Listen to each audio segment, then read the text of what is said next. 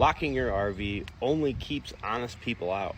We've gone over this subject quite a few times, but I think it's time to circle back on it. Now, as a technician who works on RVs and has to deal with those locks, even I know that with my much higher security lock, and these aren't even the greatest, made by Master, I know that even with that lock, I'm really only one pry bar away from somebody getting in my trailer, which is why I have like triple and quadruple redundancy with alarms and other things on my trailer. Now, you guys have seen me post videos picking those locks and, of course, using master keys on those locks. But one thing I'll clear up is that your neighbor's key very likely isn't going to open your RV. There are quite a few variations of those keys out there. Are there other people out there that have the same key you do? Absolutely.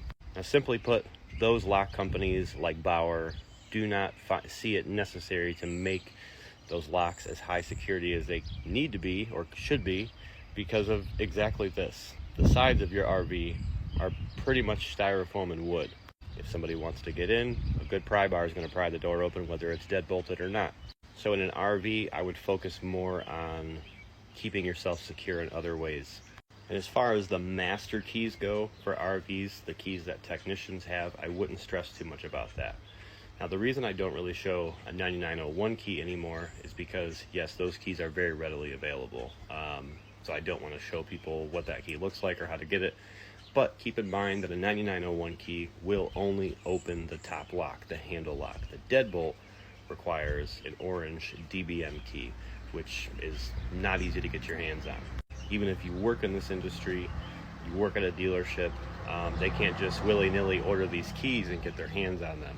So if anything, your RV is a lot more secure when you have the deadbolt lock versus just the top lock.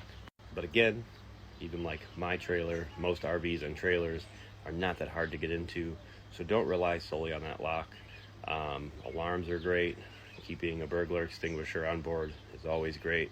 And of course, when you're storing RV, do not store it with expensive valuables or high-end appliances or anything worth stealing inside of your RV.